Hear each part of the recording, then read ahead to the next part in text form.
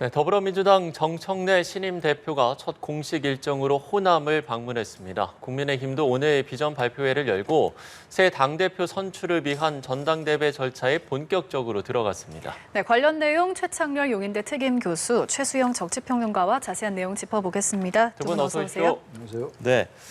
자, 이재명 정부의 첫 여당 대표로 선출된 정청래 대표가 현충원 대신에 수해 피현장을 찾았고 또 호남에 대한 특별한 메시지를 던지면서 첫 공식 일정을 시작을 했습니다.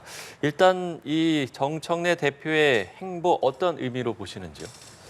지금 이제 현충원을 이제 가는 게 원래 일반적인 관행이고 네. 그런데 지금 그 현충원이 문제가 아니죠. 지금 오늘 밤에 지금 전남 지역에 뭐 그야말로 극한호우가 내리고 있는 상황이고 맞습니다. 내일부터 뭐 계속 이제 이런 상황이에요. 그래서 수해도 그렇고 수해가 아직 아무지도 않았어요. 근데 또 다시 폭염 이후에 또 폭우가 오고 이제 이런 상황이니까 당 대표 선출되자마자 당연히 이 민생 차원에서 이 수해 현장을 방문하면 뭐 당연하다고 생각합니다. 그리고 이제 앞으로 이거야 뭐 당연히 하는 건데 앞으로가 이제 여러 가지 이제 집권당의 대표로서 산적한 난제들이 많죠. 그러니까 일단 오늘 민생 행보는 긍정적 의미가 있다고 봅니다. 일단. 정청래 대표가 민심이 아파하는 곳에서 같이 호흡할 것이다 이렇게 밝혔는데 이번 행보 어떻게 좀 보시는지요? 네, 뭐 지금 최 교수님께서는 지금 이제 민생 상황 현장, 그러니까 현실성 얘기를 좀 해주셨는데 저는 정치적 의미가 있다고 봐야죠. 그러니까 그 여당 대표가 주요 정치인이 현장을 방문할 때는 다 거기에는 그만한 정치적 의미가 있는데 일단 이 정청래 대표는 지난 대선 기간에도 서울이 지역구지만 호남 선거대책위원장을 맡아 상주하다시피 했어요.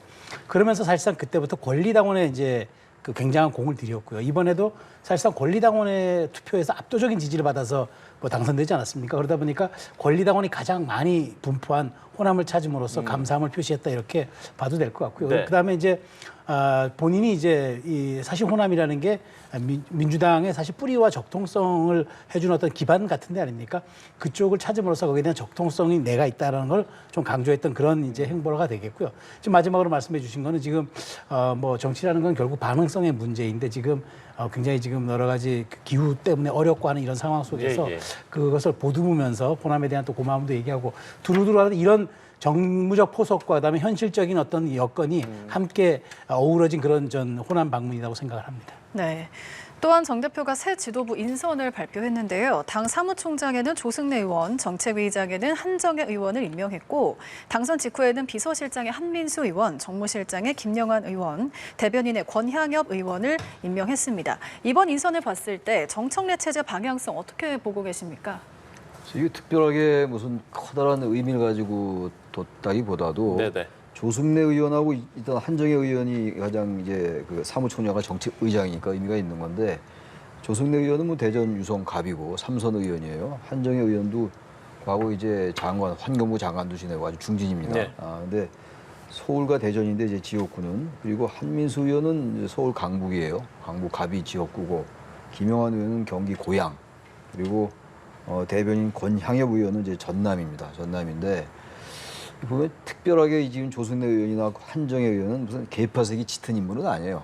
그러니까 지금 이 지금 인선을 보고 특별하게 어떤 지향성을 가졌다고 보기는 어려울 것 같고 특히 이제 정청래 대표의 방침은 어쨌든 탕평 인사하겠다. 이재명 대통령처럼 이런 얘기를 해왔기 때문에 특별하게 뭐 자신의 계파 이런 쪽으로 의식한 것 같지는 않아요. 정청래 대표가 이제 선거 기간 중에 전대 기간, 전당대회 기간 동안 상당히 이제 강성 발언을 많이 내놨었는데 이따 말씀 나누겠습니다만 저는 의외로 막상 정치 현장에서는 그렇게 안 할 수도 있어요. 인사를 보니까 아주 강성 인사를 배치하지 않았거든요. 사무총장과 정책의장이 말이죠. 그러면서 볼 때 발언보다는 생각보다 걱정, 우려보다는 상당히 그 야당과 협치 나올 수 있다. 근데 단지 현재 상황이 지금 여야가 협치할 수 있는 상황은 아닌 것 같긴 합니다. 네, 이렇게 인선에 대한 해석을 말씀해 주셨는데 평론가께서는 어떻게 보셨습니까? 저도 탕평 인사라는 점에는 동의합니다. 그러니까 조승래 의원 충청이고 한정혜 의원 서울, 그다음에 한민수 의원은 그 전북 출신이에요. 저 지역은 서울이지만 그다음에 김영환 의원은 이제 경기 고양이 지역구고요. 그다음에 이제 권향엽 의원은 문재인 정부 때 청와대 비서관을 지냈던 전 호남 인사죠. 그러니까 지역을 놓고 본다면 두루두루 탕평 인사가 된 것 같고요. 근데 좀 눈에 띄는 건 조승래 의원은 사실 지금 그 이재명 정부의 인수위격인 국정기획위원회의 그 대변인을 맡고 있단 말이죠. 그러다 보니까 아무래도 지난 한 달간의 과정을 통해서 정부 정책에 대한 어떤 이해도라든가 그다음에 관여도가 좀 있기 때문에 그런 부분이 이제 당정 원팀을 할 때 조순회 의원의 참여는 아마 그런 점에서 조금 순기능적인 측면을 할 것 같고 네. 뭐 한정혜 의원은 환경노동 전문가이기 때문에 그 부분. 그다음에 이 김영환 의원은 미국에서 경제학 석사 학위를 받았어요. 그러다 보니까 경제 전문가라는 그런 평이 있어서 저는 이제 이걸 보면서 느낀 게 굉장히 좀 무난한 탕평 인사의 시그널을 보낸 건 분명한데 그다음에 각자의 어떤 개파색이 없는 사람도 중요하면서 정청래 대표가 보여주는 어떤 이른바 강성적 측면에 대한 우려들을 좀 인사로서 좀 불식시키려 하지 않았는가. 근데 저는 인사는 또 인사일 뿐이고 인사가 메시지긴 한데 그런데 중요한 건 뭐 저도 좀 후반에 말씀드리겠습니다만 취임 일성으로 이제 강선우 후보자에 대해서 위로의 말을 던진다든지 이런 부분들은 향후 앞으로 정청래 그 신임 대표가 인사를 통해서 보여주는 거는 좀 약간 무난한 어떤 그런 개파색 옅은 걸 보여줬지만 실질적인 것들은 좀 지켜봐야 할 부분이 있다라고 말씀을 드리겠습니다. 예. 네. 아마 연장선상의 이야기가 될 것 같은데요. 정청래 대표가 야당에 대한 강공을 예고하면서 여야의 신경전이 현재 격화하고 있습니다. 일단 여야의 입장 들어보고 오시죠. 정 대표는 야당에 대한 적개심을 표출한 초유의 여당 대표입니다. 국정 운영의 한 축인 야당을 적대시하고 악마하는 정 대표의 공격적 인식에 국민적 우려가 매우 큽니다. 이처럼 내란에 눈 감고 민생을 방치한 정당이 이제 막 취임한 여당 대표를 향해 날성 공격을 퍼붓는 모습은 정치에 성찰이 없을 때 얼마나 뻔뻔해질 수 있는가를 보여주는 전형입니다. 네, 이렇게 여야의 입장도 들어봤습니다만 정 대표가 지금은 이제 내란과 전쟁 중이다라면서 야당과는 악수하지 않겠다라는 입장을 밝혔고 또 앞서 이야기를 해주신 대로 강선우 전 장관 후보자와의 통화 사실까지 공개를 하면서 국민의힘은 반발하고 있는 상황인데 글쎄요, 민주당의 인선을 보면서는 또 강선적인 측면을 어떻게 좀 불식시키려는 그런 의도가 있다라고도 이야기를 해주셨습니다만 네. 과연 여야의 관계가 앞으로 좀 어떻게 될 것인가 이 부분 좀 어떻게 전망을 해볼 수 있을까요? 그런데 새가 좌우의 날개로 날듯이 국회는 여야의 협치로 돌아가는 그런 헌법기관 아닙니까? 네. 대의기관이고. 그런데 신임 여당 대표가 야당을 내란 정당으로 해가지고 해산을 시키겠다고 합니다. 그러니까 야당 없는 국정을 하겠다는 거 이게 정상적인 국정이겠습니까? 그게 또 정상적인 정치겠습니까? 지난번 우리가 이제 12.3 계엄을 내란이라고 지금 우리가 명명하면서 하는 이유는 그것 아닙니까? 무력으로 어쨌든 이 민주주의 질서를 뒤엎으려 했던 거잖아요. 그러면 그 내란의 그 시간을 그러면 민주당의 주장대로 되돌리려면 어떻게 됩니까? 민주정치를 회복하려면 통합과 협치를 통해서 다시 세살을 붙여야 되는 거잖아요. 근데 그걸 또 부정하겠답니다. 그런 세력이기 때문에 그런 세력은 멸절하고 우리는 우리의 길을 가겠다고 하는 겁니다. 네. 그건 협치가 아니고 정치가 아니잖아요. 그리고 상권 분립을 우리가 그런 식으로 둔 건 아니잖아요. 그렇기 때문에 저는 발언이 굉장히 저는 그 정청래 의원이 저는 이제 취임 일성으로 사실은 이제 당선되고 나니까 지지층에 대한 고마움 이런 것들을 통해서 그런 메시지를 드러냈다고 보는 거지만 우리 격언에 그런 말이 있습니다. 강을 건넜으면 뗏목을 버려야 합니다. 강을 건너서 산을 가려면은 산에 올라가는 지팡이가 필요한데 그 건너온 뗏목을 계속 유지하고 가겠다는 건 그거는 아주 어리석고 아둔한 짓 아니겠습니까? 그래서 저는 바뀔 걸로 봅니다. 네. 당장 그러면 다음 주에 그 이제 법안 통과하고 하는데 야당 없다고 생각하고 통과시킬 겁니까? 전 그러면 어떻게 되겠습니까? 중도가 이반하고 역풍이 불고 그야말로 국민들이 뭘 하겠습니까? 국민의힘이 내란 정당이라면 당신들은 입법 폭주 정당이 아닌가라고 되묻지 않겠어요? 네. 그런 측면에서 이렇게 가지는 않을 거라고 생각이 듭니다만은 그럼에도 불구하고 이렇게 여당 대표가 메시지를 강성 톤으로만 내는 거는 상당 부분 정치 회복에 대한 우려를 좀 자아낼 수가 있기 때문에 저는 이제 다음 주부터 취임하고 나면은 정상적으로는 좀 이런 좀 우호적인 그런 좀 발언 수위를 통해서 다시 한번 정치를 좀 되살릴 필요는 있다고 봅니다. 예. 앞서 이제 교수님께서도 전당대회 기간과는 조금 이제 다른 뭐 행보를 보이거나 이제 이런 부분들을 전망을 해주셨잖아요. 앞으로 여야의 관계 어떻게 전망해 볼 수 있을까요? 여야 관계가 당분간 협치로 하기는 어려울 것 같아요. 네. 그럼에도 불구하고 제가 예. 말씀드렸음에도 불구하고 지금 내란과 전쟁 중이다 얘기하고 있고 아닌 게 아니라 국민의힘 내부도 상당히 우려스러워요. 그러니까 지금 양대 정당이 다 강성으로 가고 있는 겁니다. 지금 국민의힘 전당대회에서 누가 당권을 잡을지 모르겠어요. 지금 뭐 찬탄 대 반탄의 구도로 짜여져 있는 것 같은데, 근데 그쪽에서도 이제 강성 당원들의 지지가 필요한 상황입니다. 거기도 경선 룰이 8대 2예요. 당심이 80이고 민심이 20이란 말이죠. 이번에 여기는 이제 7대 3이었고 그런데 민주당은 양측이 다 이쪽은 3대 특검이 진행 중이면서 국민의힘이 강력하게 반발하고 있는 이런 상황이고 그러다 보니까 이번에 민주당 경선에서도 강성당원들의 목소리가 많이 실린 거죠. 그래서 압도적으로 박찬대 후보를 이긴 거란 말이에요. 그리고 네. 정치적 레토릭이긴 합니다만 내란 척결이 우선이다. 협치보다 내란 척결이 우선이다. 이런 이제 메시지를 냈단 말이에요. 정청래 신임 당대표가. 그러니까 이 양당이 다 지금 이제 완전히 강성으로 가고 있는 이런 강공 모드예요. 그러니까 이재명 대통령이 통합이다, 협치다, 소통이다를 대단히 강조하고 있는데 네네. 이제 그렇게 가지 않는 것 같아요. 근데 우리 최수영 평론가님 말씀처럼 이게 정치라는 게 물론 내란 정당이라고 비판할 수 있죠. 여전히 뭐 내란 자체에 대한 것보다도 탄핵 반대의 그 기류가 높아요. 국민의힘은 지금도. 그렇다면 이제 당 대표가 정치적 수사로서 여당 대표가 얘기할 수 있는데 그럼에도 불구하고 어쨌든 여당과 야당은 현재 현존하는 정치적 카운터 파터들이거든요. 그러니까 가장 우리가 이제 걱정스러운 게 항상 상대 정당을 경쟁 상대가 아니라 적으로 보는 이게 항상 문제가 되어 왔던 우리 정치예요. 이른바 적대 정치고 진영 정치고 또 대치 정치고 이런 것인데 지금 이제 발언도 그렇고 발언이야 뭐 정치적 수사라고 하더라도 이 구조 자체가 양당의 구조 자체가 좀 이렇게 안 돼 있는 것 같아요. 이거 과연 어떻게 할 것인가 참 우려스럽습니다. 그러니까 일단 정청래 대표가 이 지금 발언처럼 이렇게 갈 수는 없어요. 갈 수는 없는 것이고 그리고 이렇게 너무 과도하게 야당에 대해서 이제 공세 위주로 간다면 이재명 정부로서도 부담스러운 게 있을 겁니다 아마. 그래서 그렇게 할 수는 없는 거고 아까 잠깐 민생 얘기했습니다만 민생과 통합 이게 우선 정치의 우선이잖아요. 관세 협상도 그렇고 한미 정상회담이 예정돼 있다고 합니다만 너무 사이 너무 많은 것 같아요. 지금 안보도 그렇고 말이죠. 예. 근데 이쪽에 3대 이제 개혁한다는 거 아니에요? 사법개혁, 언론개혁, 검찰개혁 해야 되는 것이고 이 두 가지 트랙을 좀 같이 갔으면 좋겠어요. 이 두 크게 다른 두 가지 영역을 좀 그 균형을 좀 맞춰달라 여당이. 그리고 야당도 전당대회 결과가 어떻게 나올지 모르겠습니다만 너무 자꾸 극우라고 발언될 수 있는 그러한 행태를 보이는 것, 그런 극단 세력과 자꾸 이어지려 하는 것.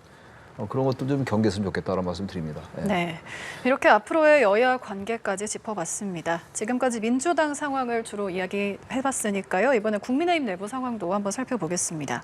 국민의힘이 비전 발표회를 열고 본격적인 전당대회 일정에 들어갔는데요. 각 후보들이 젊은 투사, 통합, 쇄신, 이 대통령 재판을 각각 강조했습니다. 컷오프를 앞두고 4위 싸움이 치열한데 이런 메시지 향후 판세에 어떤 영향을 줄 거라고 보십니까? 네, 지금 5명이 겨루고 있지만 결국 뭐 4인 4강 구도를 이제 형성할 겁니다. 이제 네. 이 과정에서 이제 당원 50과 이제 국민 여론조사 50이 이제 들어가겠는데, 근데 저는 지금 어저께 있었던 이제 정청래 의원의 당선이 국민의힘에도 저는 상당히 영향을 줄 거라고 봅니다. 왜냐하면 정청래 의원이 야당을 인정하지 않겠다고 얘기를 하고 낙수하지 않겠다고 얘기하고 내란 정당으로 위헌 심판하겠다고 얘기하면은 국민의힘 강성당원들은 어떻게 할까요? 더 증오감과 적대감이 커지지 않겠습니까? 그러면 국민의힘이 지금 인적 쇄신이라든가 뭐 변화 이런 얘기를 하는데 실제로 그러면 당원들의 투표도 강한 발언을 하는 후보에게 갈 가능성이 저는 있다고 봐요. 네. 그래서 오히려 이게 정말 말 그대로 선순환이 아니라 서로 악순환이 되는 거죠. 민주당이 통합을 얘기하고 쇄신을 협치를 얘기했을 때 비로소 온건파인 국민의힘도 쇄신과 혁신을 얘기하는데 민주당에서 야당을 상대로 인정하지 않겠다고 그러면은 국민의힘도 어떻게 하겠습니까? 당원들이 여당과 잘 싸우는 오히려 그다음에 야당의 투쟁성을 더 강조하는 후보에게 마음이 가지 않겠습니까? 전 그래서 정치는 상쇄 작용이고 연쇄 작용인데 그런 측면에서 지금 오늘 비전 발표를 했습니다만은 저는 이게 이제 4강 구도로 갔을 때 찬탄 대 반탄, 친전환길 대 반전환길 구도를 넘어서 네. 야당과의 그러니까 여당과의 투쟁성을 강조하는 그 좀 강력한 메시지를 내는 후보에게 당원들의 표심이 더군다나 80입니다. 그렇기 때문에 저는 그래서 우려해요. 정치가 서로 좀 순기능적인 상호 연쇄작용을 통해서 좀 더 진화하고 발전돼야 되는데 오히려 이제 적대적 공생관계로 가면서 오히려 탄핵 반대를 했던 후보들이 더 힘을 받는 그런 계기로 가지 않을까 상당 부분 좀 우려가 됩니다. 네, 강성 대 강성으로 갈 것에 대한 우려를 좀 보여주셨는데 이런 4강 구도 어떻게 보고 계십니까? 참 걱정스러워요. 지금 이제 며칠 전에 보니까 그 전한길 씨 등 우리가 흔히들 뭐 극우 유튜버라고 지칭되는 분들 네. 몇 명이 있어요. 그 사람들이 네네. 나와서 하던데 뭐 일부 언론이 면접이라는 표현을 하고 그러더라고요. 그런데 거기 장동혁 지금 당권 주자죠. 장동혁 의원이 거기 가서 그 전한길 씨가 그런 질문을 하더라고요. 만약에 대표가 되면은 윤석열 전 대통령 면회 갈 거예요, 안 갈 거예요? 근데 그게 말이 돼요? 그게 지금 현재 야당 지금 전당대회에서 전한기 씨라는 유튜버 강사이기도 하고 뭐 한국사 강사라고 하는데 이 사람이 그 당권 주자에게 물어보는 그 모습도 저는 좀 도저히 납득이 안 가고 네. 거기 또 출석해서 얘기하는 그 후보도 자신의 생각이니까 물론 얘기할 수 있다 하더라도 그게 현재 지금 국민의힘의 이 전당대회 구도입니다. 게다가 지금 정청래 대표는 지금 어쨌든 내란 정당이다, 내란과 전쟁 중이라고 얘기하고 있고, 그러니까 이 국민의힘에서 당연히 또 명분이 생기는 거예요. 이 반탄 세력이 이른바. 이래가지고는요, 이게 정치가 될 수가 없어요. 저는 그래서 국민의힘이 우선 좀 이 부분을, 근데 아무리 봐도, 아무리 생각해봐도 저는 이제 쉽지 않을 것 같긴 한데, 강성당원들의 목소리가 커질 것 같아요. 그리고 지난번에 한동훈 전 대표가 대표될 때, 그래도 어쨌든 당원들이 이걸 해냈다고요. 네네. 그리고 지난 5월 달인가요? 그때 김문수 후보가 이제 결정이 됐을 때, 한덕수 전 총리로 이제 교체하려는 시도를 막아낸 게 그때 이제 국민의힘의 당원들이었어요. 이번엔 저는 그렇게 쉽지 않을 것 같아요. 이 구도 자체가 워낙 이쪽에 뭐 극우를 아마 대단히 싫어하던데, 네네. 뭐 극단 세력으로 해둡시다. 뭐 용어가 무엇이 됐든 간에. 근데 그쪽에 오히려 목소리가 힘이 실리는. 지금 이재명 대통령 재판 체계가 이게 말이 안 되는 얘기거든요. 이것도 정치적 수사라고 우리가 볼 수 있다 하더라도 이런 식으로 계속 이제 강성 세력들을 끌고 가려 하는 것 같은데 이래가지고 말이죠. 정말로 뭐 전 위헌정당 해산 이거는 전 현실성이 없는 얘기고 그런 문제를 떠나서 제1야당이 이래가지고 정당의 존재감을 발휘할 수가 없다고요. 이 상황이 그렇지가 않거든요, 지금. 그러다 보니까 양당이 다 지금 완전히 강공 대 강공으로 가면서 네. 과거 정권 교체 이전에 그 완전히 적대적인 공생 관계 이쪽이 강하게 나가니까 이쪽도 강하게 나가면서 명분을 얻는 양대 강성 당원들이 명분을 얻는 이런 구도예요 지금. 대단히 개탄스러운 구도다라고 생각합니다. 네. 예. 송원석 비대위원장이 비전 중심의 경쟁을 강조하면서 윤 전 대통령을 둘러싼 갈등을 자제해달라 이렇게 좀 언급을 하기도 했는데 그럼 이제 국민의힘 전당대회 앞으로 그럼 변수는 좀 어떤 게 있겠습니까? 그러니까 상수가 이제 정청래 대표의 당선으로 인한 이제 네. 국민의힘 강성 지지층의 또 결집이라고 본다면 변수는 이제 제가 보기에는 뭐 윤 전 대통령에 대한 것들을 얼만큼 후보들이 더 소환해내느냐가 이제 관건인데 지금 더더군다나 재판이 진행 중에 있고 수사가 진행 중에 있는 이런 상황에서 제가 보기에 자꾸 이제 송원석 비대위원장도 이제 그게 우려스러우니까 윤 전 대통령과의 관계는 절연됐고 꺼내지 네. 말아달라고 하는데 그렇지만 결국 자꾸 윤 전 대통령이 소환되고 있는 건 사실입니다. 장동혁 의원도 대표된 면회를 가겠다고 하고 이런 식으로 자꾸 친전환기냐 반전환기냐를 통해서 결국에는 본인의 정체성을 드러내달라고 얘기를 하고 근데 저는 어쨌든 이 건너가기를 통해서 혁신과 쇄신을 얘기해야 되는 이 시점에 다시 이렇게 과거로 퇴행하는 이런 모습들이 계속 불거지는 거는 저는 기본적으로 이건 우울구조에 있다고는 저는 전에도 지적을 했습니다. 당원 80과 국민 여론조사 20이 되다 보니까 당원 80에 소구할 수 있는 그런 어떤 강한 메시지밖에는 발신할 수가 없는 상황이거든요. 그래서 저는 지난 5월 최 교수님 말씀하셨습니다마는 당원들이 집단지성에 이제 기댈 수밖에 없을 것이라는 생각이 듭니다. 왜냐하면 그 당시에도 사실 정말 말도 안 되는 후보 교체라는 사상 초유의 그런 일들을 당원 투표가 결국 그것을 승인해 줄 거로 예측했지만 실제로 그걸 안 되게끔 틀어주는 역할을 하면서 그나마 국민의힘이 정상정당으로서의 모습을 보여줬다면 이번에도 마찬가지입니다. 이번에 사실은 기형적으로 진행되고 있는 이런 상황이지만 당원들의 집단지성이 결국 앞으로 우리가 어떤 방향성을 가지고 대한정당과 수권정당이 돼야 되겠냐를 보여주는 그런 이제 이번 전당대회 투표가 된다 그러면은 조금 변화와 새 신호로 작동할 수 있겠지만 그렇지 않고 지금 여당도 강한 여당이 그러니까 강성 여당이니까 우리도 강한 야당이 되니까 투쟁력이 있는 대표를 뽑아야 되겠다고 생각하는 순간 저는 또 혁신을 물 건너갈 수밖에 없기 때문에 이 부분이 결국 당원들의 선택으로 저는 판가름 날 것으로 생각이 됩니다. 네. 우선 안철수 조경태 의원의 연대나 단일화가 필요할 것 같아요. 이 확실하게 지금 안철수 조경태 이 라인이 있고 지금 김문수 장동혁 이거 완전히 갈려져 있는 거예요. 그러니까 윤석열 전 대통령에 대한 태도가 완전히 갈려 있는 상황이고 아마 이게 결정적일 거예요. 비전 얘기하면 뭐 하겠어요. 지금 이 상황에서 이게 기본이 안 돼 있는데 뭐 토대가 돼 있어야 거기야 뭔가 이 건물도 짓는 거 아니겠어요? 근데 지금 되는 모습들을 보면 아까 전환기 씨 잠깐 제가 언급했습니다만 뭐 친전환길 그 자체가 말이 안 되죠. 지금 친윤석열도 모자라서 친전환길이라는 게 대단히 개탄스러운데 아무튼 이게 현실이니까 그래서 지금 보세요. 지금 어제 내란 정당이라는 이런 자꾸만 비판을 받게끔 명분을 주잖아요, 자꾸 명분을. 근데 이거가 점점 강화되고 아까 퇴행이라 말씀하셨는데 퇴행 쪽이고 수구적이에요. 대단히 어떤 면에서 볼 때 반동적이기까지 하고 제 개인 생각입니다만 그럼 이 상황 속에서 이 안철수 조경태 의원이 연대와 단일화 통해 가지고 뭔가 강력하게 메시지를 좀 내야 돼요. 그리고 윤석열 전 대통령과 절연해달라고 얘기하는데 송원석 비대위원장도 저 당시 입당할 때 벌써 그 얘기 했었어야 돼요. 근데 그때 뭐라고 했습니까? 뭐 한 사람 입당한 거 가지고 이렇게 호들갑을 떠느냐 뭐 이런 식의 반응들을 보였다고요. 그만큼 이 지금 상황이 점점 악화되고 있어요. 상황이 좀 개선되는 게 아니거든요, 이게. 그러다 보니까 당연히 여당에서는 야당 자꾸 압박하는 거죠. 이런 식으로 가니까. 그러니까 압박하니까 야당도 왜 우리 야당 탄압하느냐. 이러면서 진짜 서로 막 가는 거예요. 당원들 뭐 이제 그 지지를 받아야 대표가 되는 거니까 8대2 구도고 말이죠. 이런 상황이라서 조경태 의원이나 안철수 의원이 지금 아까 우리 최평론가 말씀처럼 당원의 집단지성에 호소하기 위해서 상대를 공격하는 걸 떠나서 정말 이래서는 안 된다. 보수가 이런 제가 볼 때 이런 괴멸할 것 같아요. 당분간 뭐 단 1, 2년이 문제가 아니라 내년 지방선거가 문제가 아니고 이런 식으로 가다 보면 말이죠. 보수, 중도 보수가 설 자리가 없어진다고요. 완전히 극단적인 세력들이 보수라는 이름으로 포장되고 미화돼가지고 보수를 장악하는 이런 해괴한 상황이 될 수가 있다 이런 얘기예요. 그래서 지금 이번 전당대회가 국민의힘이 보수 정당으로서 살아남느냐 그렇지 않느냐에 저는 시금석이다라고 생각하고 이 지금 반탄 세력이 뭐 탄핵을 찬성하는 이 찬탄, 이 안철수 조경태 이런 분들 한동훈 전 대표는 출마 안 했습니다만 이런 분들이 모여서 뭔가 새로운 걸 정말 당원들에게 호소할 필요가 있다고 생각합니다. 네. 또 민주당이 노란봉투법 등 쟁점 법안의 본회의 처리를 예고하면서 여야 간의 공방이 주말에도 이어졌습니다. 지금 이런 상황 어떻게 보시는지 좀 짧게 들어보겠습니다.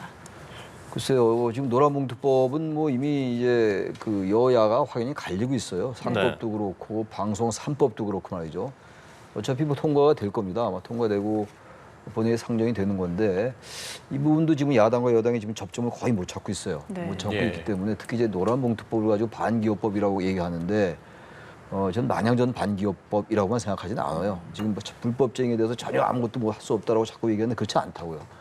과도하게 어떤 쟁이나 불법쟁이들에 대해서 과도하게 징벌적 손해배상하는 거를 막는 그런 의미가 있는 것이고 노조법 개정안이거든요. 노동관계조정법 개정안이고 이게 노란봉투법입니다만 그리고 이제 사용자가 이제 원청까지 확대된다라는 거 그것도 보기에 따라서는 의미가 있어요.